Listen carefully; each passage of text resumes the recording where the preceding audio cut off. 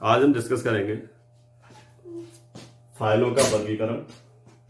ठीक है, फाइलों का वर्गीकरण मतलब classification of filing. Classification of filing का मतलब क्या है कि जब किन्हीं इकाइयों को किन्हीं विशेष योग्यताओं के आधार पर इकट्ठा करके या श्रेणीबद्ध करके रखा जाता है, उसे हम फाइलों का वर्गीकरण करना कहते हैं, या इकाइयों का वर्गीकरण या श्रेणीबद्ध करना कहा जाता है। इसी तरह से जब एक विशेष प्रकार की फाइलें एक स्थान पर रखी जाती हैं तो वो फाइलों का वर्गीकरण होता है। तो फाइलों के जो वर्गीकरण है, उसके जो टाइप्स हैं, फाइलों के वर्गीकरण करने के तरीके हैं, वो ये 6 तरीके हैं। इन 6 तरह से फाइलों का वर्गीकरण करके रखा जा सकता है। सबसे पहला वर्णात्मक क्रम में फाइलों का वर्गीकरण, दूसरा संख्यात्मक क्रम, फिर वर्ण व संख्या प्रणाली, भौगोलिक क्रम, कालक्रम और विषय क्रम। ठीक है, अब सबसे पहले हम बात करते हैं वर्णात्मक क्रम की, जिसे हम अल्फाबेटिकल क्रम भी कहते हैं, अल्फाबेटिकली फाइलों का वर्गीकरण।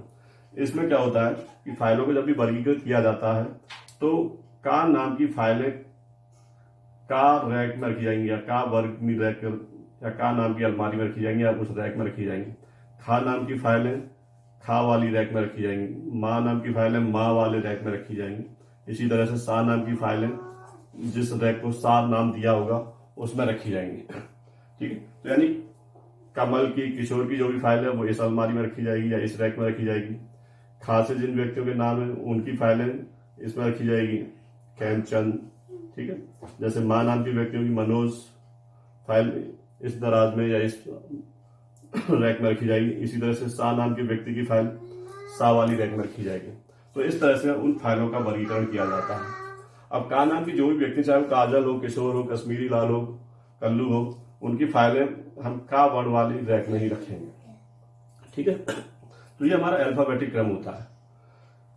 इस प्रणाली के विशेषता क्या है कि इसके लिए मेनली हमें किसी भी तरह की अनुक्रमणिका बनाने की जरूरत नहीं पड़ती है, क्योंकि ऑलरेडी जो भी फाइल हमको ढूंढनी पड़ती है नाम के आधार पर हम उस फाइल को आसानी से ढूंढ सकते हैं। जैसे हमें महेंद्र नाथ की फाइल ढूंढनी है, अब महेंद्र नाथ की फाइल जाहिर है माँ वाले रैक में रखी होगी।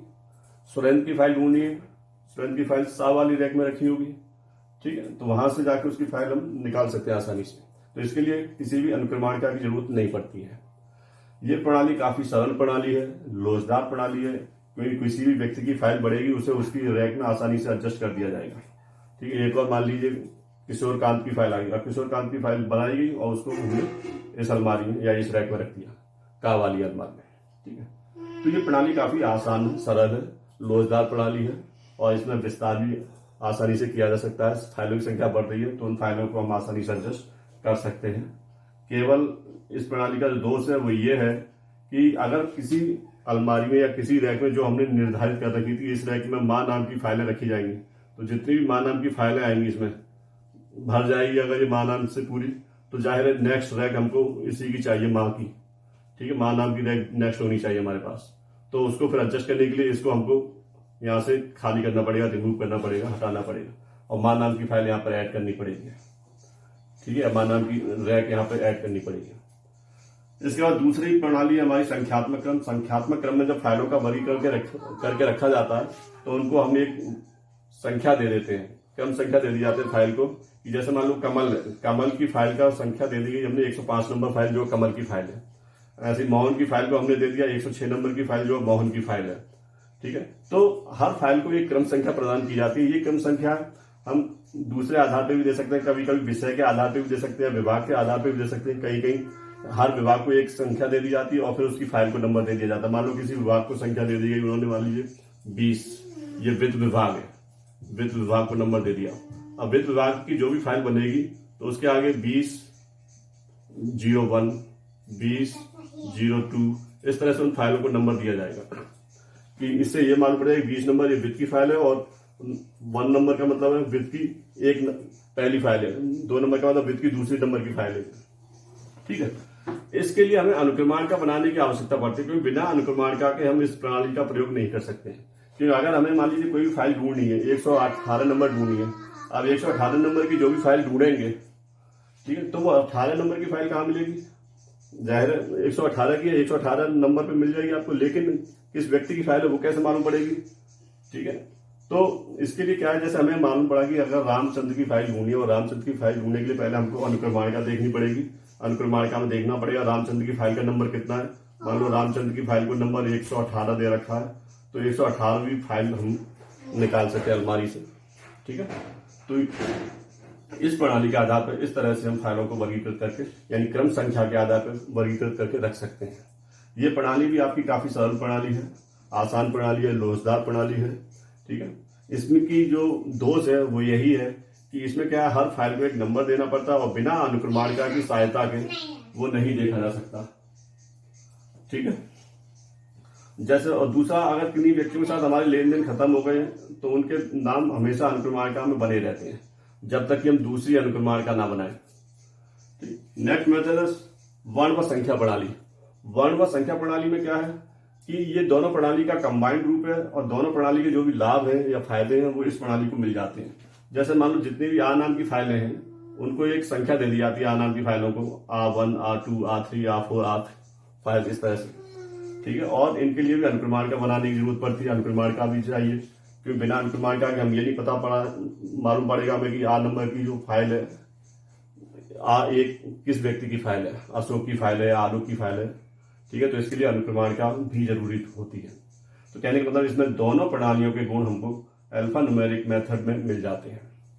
नेक्स्ट मेथड है हमारा भौगोलिक क्रम। भौगोलिक क्रम का मतलब ज्योग्राफी के आधार पर जब फाइलों का वर्गीकरण किया जाता है तो इसमें क्या है, मान लीजिए किसी व्यक्ति का, किसी व्यापारी का जो व्यापार है वो विभिन्न स्टेट में फैला हुआ है, तो स्टेट वाइज उन फाइलों का वर्गीकरण कर सकता है। ठीक है, यूपी, एक अलमारी यूपी की बना दी, एक एमपी की बना दी, एक पंजाब की बना दी। इस तरह से वो अलग अलग फाइलें बना सकता है। इसके अलावा अगर उसका व्यापार डिस्ट्रिक्ट वाइज फैला हुआ है या सिटी वाइज फैला हुआ है तो शहर के आधार पर फाइलों का वर्गीकरण कर सकता है कि कानपुर के लिए एक रैक बना दी उसने, लखनऊ के लिए दूसरी रैक, इलाहाबाद के लिए तीसरी, बनारस के लिए चौथी। ठीक है, इस तरह से अलग अलग रैक बना सकते हैं और स्टेट वाइज या उनके सिटी वाइज उन फाइलों को उन क्रम में रख सकते हैं आसानी से।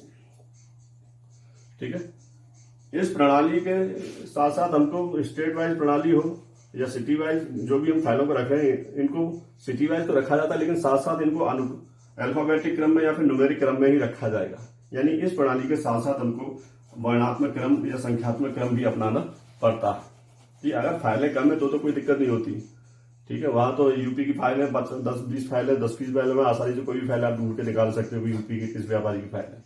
लेकिन जहां फाइलों की संख्या ज्यादा होती है वहां पर ज्योग्राफिकल मेथड के साथ साथ हमको अल्फाबेटिक या न्यूमेरिक मेथड भी अपनाना पड़ता है। नेक्स्ट है आपकी कालक्रम के आधार पर फाइलों का वर्गीकरण।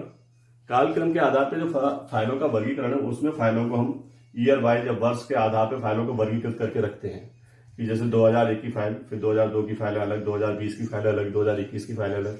लेकिन इस प्रणाली के साथ साथ हमको वर्ण प्रणाली या संख्या प्रणाली का भी उपयोग करना पड़ता है। ठीक है, क्योंकि 2021 की फाइलें तो हमने रख दी लेकिन 2021 की फाइलें आ नाम की व्यक्ति की अलग रखेंगे, बा नाम की व्यक्ति की अलग, सही नाम के व्यक्ति की अलग, डी नाम के व्यक्ति की अलग। इस तरह से हमको अलग अलग वर्गीकृत करके रखना पड़ेगा या फिर उनको हम संख्या प्रणाली के आधार पर नंबर भी देकर रख सकते हैं।